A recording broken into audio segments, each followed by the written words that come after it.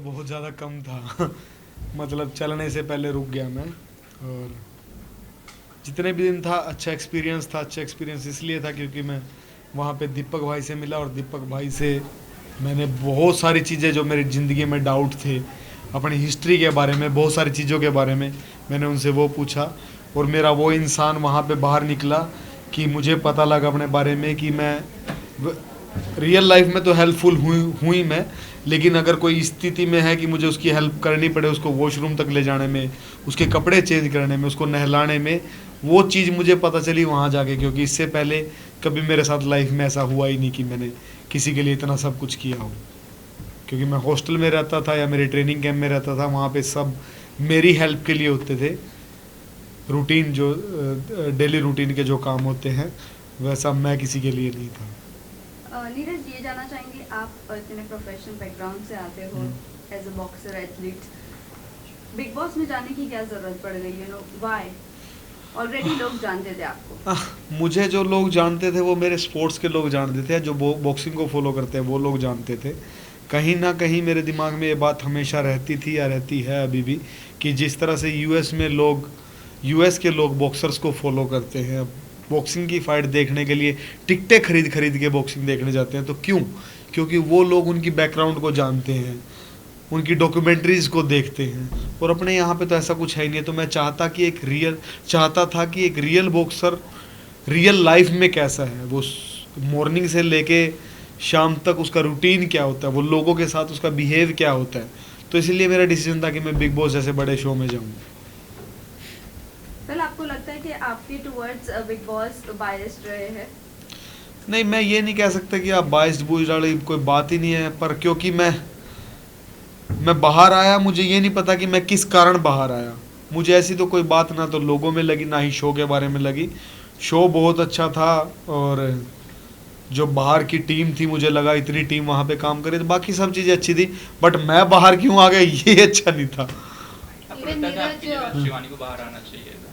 नहीं, मैं ये नहीं बोल सकता कि मैं शिवानी को बाहर आना चाहिए था। मुझे ये लगता था कि मेरे से और शिवानी से पहले नॉमिनेशन काफ़ी लोगों को और हो जाना चाहिए था, ताकि शो में और ज़्यादा मज़ा आता, कांटे की टक्कर पे शो चलता।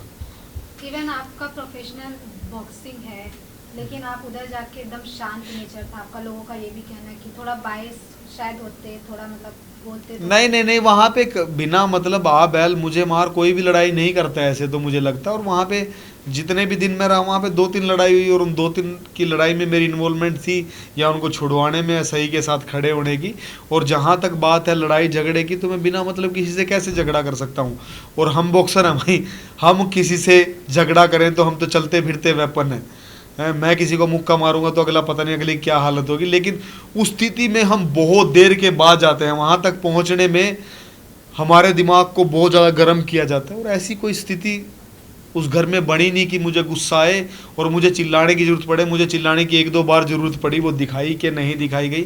जब रणवीर भाई ने शिवानी को कुछ कहा था, या अरमान ने जब दीपक भाई को कुछ बोला था, तो तब मुझे वो ज़ोर से चिल्लाने की भी तब मेरे पे आई वो। उसके अलावा तो ऐसी कोई स्थिति नहीं आई कि मुझे कुछ बोलना पड़े। और 2 दिन में मैं क्या ही दिखा पाऊँगा? 2 दिन में मुझे क्या ही गुस्सा आएगा? 2 दिन तो मुझे लोगों के दिल जीतने में लग गए। 2 दिन में यार मैंने 14 लोगों के दिल जीत लिए, ऐसे लोगों के जो मुझे पहले से जानते भी नहीं थे, जिन्होंने थोड़ा बहुत मेरे बारे में सुना था और जिन्होंने सिर्फ ये सुना था कि ये सिर्फ बॉक्सिंग करता है या दूसरे देश में जाके किसी को भी ऑफलाइन लड़ाई करके आ जाता है ये, तो वो चीज़ें सुनी थी। मेरे को रियल में तो किसी ने मुझे देखा ही नहीं था। 2 दिन में आदमी क्या क्या करेगा? अब बिग बॉस को लेके कई सारे विवाद भी हो रहे हैं कि जैसे कि जो अरमान है, जो उनकी 2 वाइफ हैं, तो उनको लेके कई सारे सवाल उठ रहे कि पॉलीगैमी को बिग बॉस प्रमोट कर रहा है।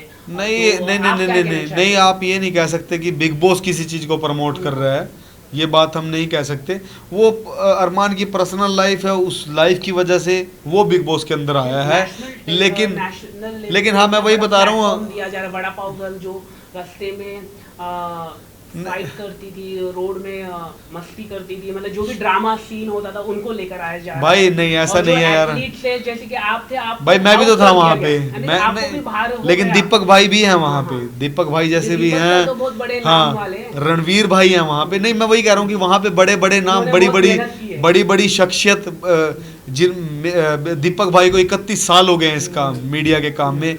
मुझे 19 साल हो गए हैं बॉक्सिंग करते हुए, रणवीर भाई को 22 पता नहीं 24 साल हो गए हैं ये काम करते हुए। और ऐसा नहीं है कि जो बड़ा पाव वाली है या अरमान है, जो यूट्यूब वाले लोग हैं, उन लोगों ने भी कहीं ना कहीं मेहनत की है जब भी वो आज इसमें आए हैं। बट अगर हम, मुझे नहीं लगता कि हमें इस प्लेटफॉर्म पे जाके हमें कंपेयर करना चाहिए मेरे को किसी वड़ा पाव वाले से, या मुझे 2 बीवी वाले के साथ। मेरे तो एक भी बीवी नहीं है भाई मैं कैसे किसी को अपने साथ कंपेयर करूंगा। बट हाँ, सिर्फ ये है कि समाज के लिए गलत मैसेज आएगा अगर लोग फॉलो करें तो। हाँ, मेरी बात तो कंप्लीट होने दो भाई। तो समाज में कहीं ना कहीं ये मैसेज गलत जाएगा कि सबको 2 शादी करनी चाहिए, और इसी बात को अगर लड़की सोच लें कि मेरे भी 2 पति होने चाहिए, तो ये समाज क्या एक्सेप्ट करेगा? आप जितने लड़के खड़े हो यहाँ पे कोई भी एक्सेप्ट नहीं करेगा। तो क्यों हम ऐसा करें, तो क्यों हम ऐसा दिखाएं? तो भाई वो उनकी पर्सनल लाइफ है, वो चल रही है उस चीज़ को। ना तो बिग बॉस बहुत ज़्यादा फोर्स कर रहा है कि दो शादी करो, 2 शादी करो, 2 शादी करो। मैं वहाँ पे गया था मेरी बॉक्सिंग को दिखाने के लिए, मैं वहाँ गया था मेरे डेली रूटीन को दिखाने के लिए, तो लोग मुझे भी फॉलो कर सकते हैं, मेरे को देख के लोग फिट भी रह सकते हैं। दीपक भाई को देख के जिन्होंने पता नहीं कितने बड़े बड़े लोगों के इंटरव्यू ले लिए जो कभी ले नहीं सकते थे, उनसे भी लोग कुछ चीज़ें सीख सकते हैं। रणवीर भाई एक्टिंग में इतने अच्छे हैं, उनसे भी लोग बहुत सारी चीज़ें सीखते हैं। तो सीखने वाले वहाँ पे बहुत सारे लोग हैं। अगर बात करें वड़े पाव गर्ल की, तो उससे भी लोग सीख सकते हैं कि मेहनत करके कहीं भी पहुँचा जा सकता है। ज़रूरी नहीं है कि उसने सिर्फ वो फाइट करके वहाँ तक पहुँचे। लड़ाई तो सड़क पे कोई भी कर रहा होगा आज के टाइम पे। तो हमें किसी आदमी के स्ट्रगल को, किसी की मेहनत को ऐसे ही नहीं बोल देना चाहिए कि वो ऐसे ही पहुँच गया। भाई मैं ऐसा ही हूँ और शायद इसीलिए बाहर बैठा हूँ। आपके हिसाब से कौन आपको लगता है कि लंबी रेस का घोड़ा साबित होगा शो पर? अपने बड़े भाई दीपक भाई, उनसे बड़ा लंबी रेस का घोड़ा कोई भी नहीं है।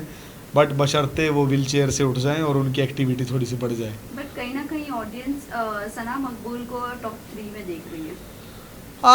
सना मकबूल का जो है वो एक खिलाड़ी है, एक एक्ट्रेस है।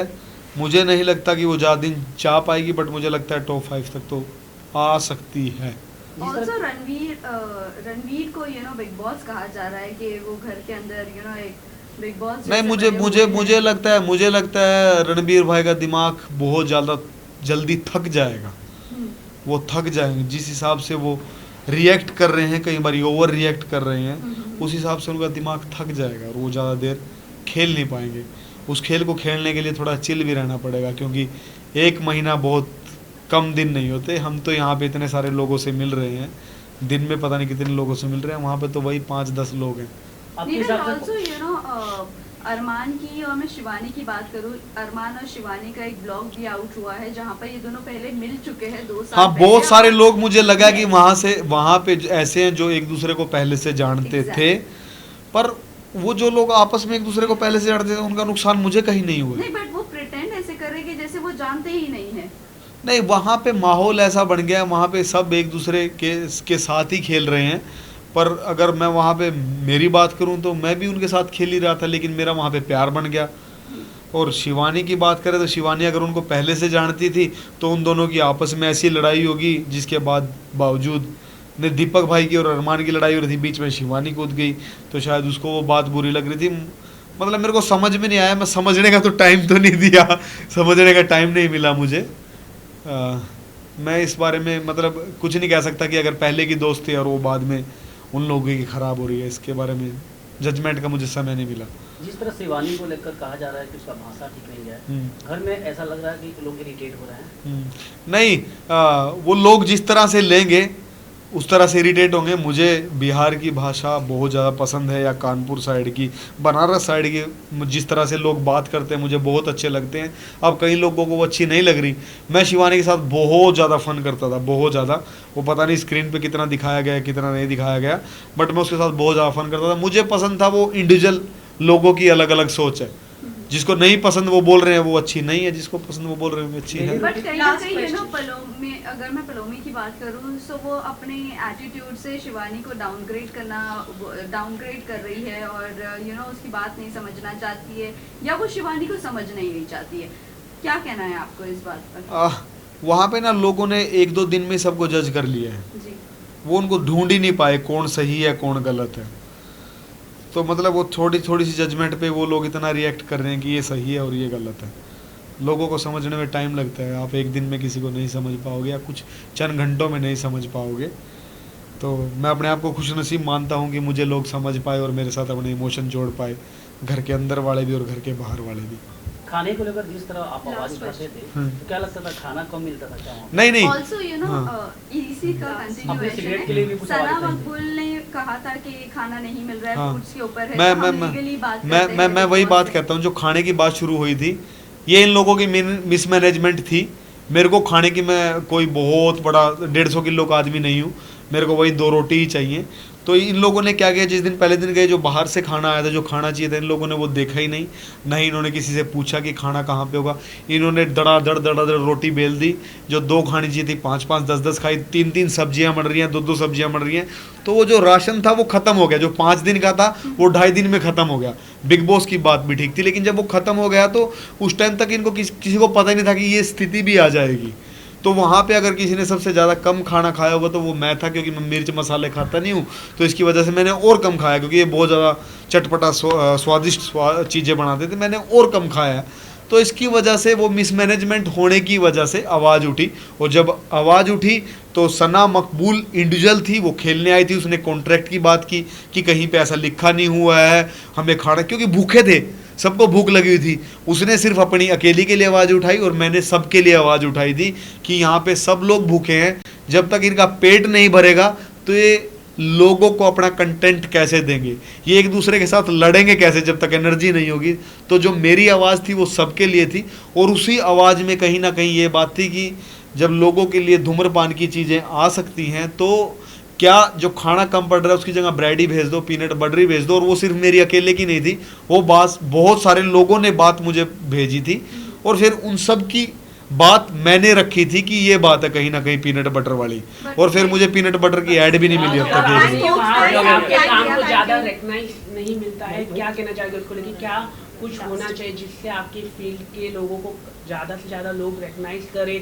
जैसे कि आपने नहीं मैं बताऊं अमेरिका के बारे में नहीं, अमेरिका बारे में मैंने इसीलिए बताया कि वहाँ पे बॉक्सिंग एंटरटेनमेंट के साथ जुड़ी हुई है। करेक्ट। तो जब इंडिया की बॉक्सिंग भी एंटरटेनमेंट के साथ जुड़ जाएगी, जैसे मेरी कोशिश चली रही है, एंटरटेनमेंट के साथ जुड़ेगी तो बहुत सारे लोग इंटरेस्ट लेंगे। अब आप सब लोगों को मेरे बारे में शायद पहले नहीं पता होगा, अब पता चला है क्योंकि मैं एंटरटेनमेंट में आया हूँ। तो यही बात है same. Cigarette Thank you, thank you, thank you, thank you.